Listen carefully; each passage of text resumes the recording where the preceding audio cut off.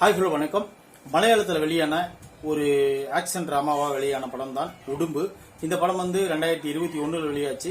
இந்த படத்தினோட டைரக்டர் யாருன்னு பாத்தீங்கன்னா கண்ணன் தாமரக்குளம். இந்த படத்தினோட ரிவ்யூ பாக்குறதுக்கு முன்னாடி நம்ம சேனலை சப்ஸ்கிரைப் பண்ணி வச்சுக்கோங்க. அப்பதான் நான் போடுற வீடியோ உங்களுக்கு வந்து கிடைக்கும். உடும்பு இந்த படத்தினோட ஸ்டோரி என்னன்னு பாத்தீங்கன்னா, ஒரு பெரிய ரவுடி. அவர் ரவுடின்னா சாதாரண ரவுடி கிடையாது. அவர்கிட்ட காசுக்கு வாங்கிட்டாருன்னா எப்பேற்பட்ட ஆளையும் அவர் முடிச்சு கட்டிடுவாரு. அந்த மாதிரி ஒரு பெரிய ரவுடி.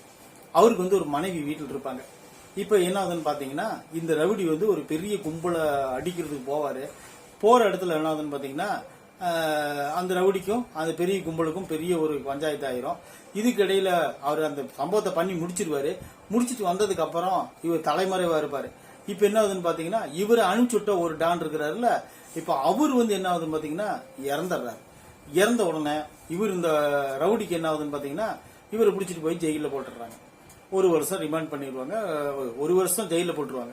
போட்ட உடனே இவர் ஜெயிலுக்குள்ள இருப்பார்.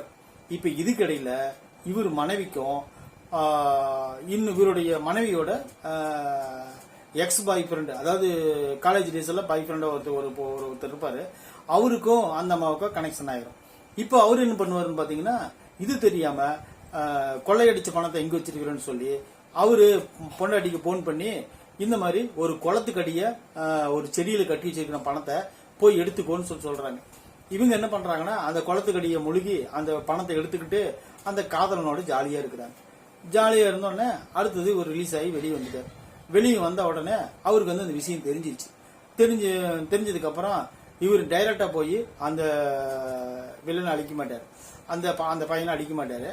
இவர் என்ன பண்ணுவாருன்னு பாத்தீங்கன்னா, மனசுல ஒண்ணு வச்சுக்கிட்டு அவங்க எப்படி பழி வாங்குறது அப்படின்னு சொல்லிட்டு நோக்கத்தை தேடிட்டு இருப்பாரு. இதுவரையிலும் கதை நல்லா இருந்துச்சு. இதுக்கப்புறம் என்ன ஆகுதுன்னு பாத்தீங்கன்னா, என்ன ஆகுதுன்னா அப்ப நம்மளுக்கு ஒன்றும் சொல்ல முடியாது. அந்த மாதிரி ஒரு கதை தான் இந்த உடும்பு படம். வந்து ஒரு என்ன சொல்றது, ஒரு மேலோட்டமான இருந்தா கூட இது வந்து எல்லாரும் பார்த்து ரசிக்கக்கூடிய படம் கிடையாது. இது வந்து ஒரு 18+ மேலதான் பார்த்து ரசிக்கணும். ஏன்னா காட்சி அமைப்புகள் அப்படி இல்லைன்னா கூட ஓரளவுக்கு பார்த்து ரசிக்கக்கூடிய எல்லா சீன்களும் அந்த படத்துல இருக்கு. அந்த உடும்பு அந்த ஹீரோவா வரக்கூடிய அந்த ஆள் பாத்தீங்கன்னா உண்மையிலே ஒரு வில்லன் மாதிரி தான் இருக்கிறாரு. அவர் பேர் கிருஷ்ணன் நினைக்கிறேன். இந்த படத்துல வர அந்த செகண்ட் கேரக்டர் வந்து அந்த செகண்ட் அவரும் சூப்பராக தான் நடிச்சிருப்பாரு. அது போல அந்த பொண்ணு நல்லா நடிச்சிருப்பாங்க.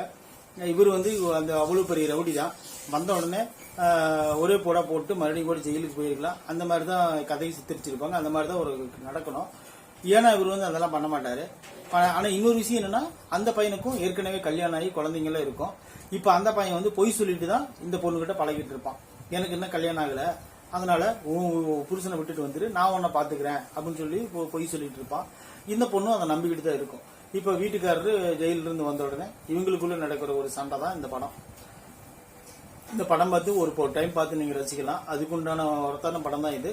கிளைமேக்ஸ் வந்து ஏத்துக்கும்படியாக இல்ல, இருந்தாலும் ஒரு சுமாரான படம் தான் அப்படின்னு மைண்ட்ல வச்சுக்கிட்டு நீங்க பார்க்க ஆரம்பிச்சீங்கன்னா உங்களுக்கு பிடிச்சாலும் பிடிக்கலாம் ஒருவேளை. ஏன்னா இது வந்து ஆக்ஷன் டிராமா தான். அவ்வளவு பெரிய ரவுடி காட்டும் போதே முரட்டுத்தனமா காட்டுவாங்க.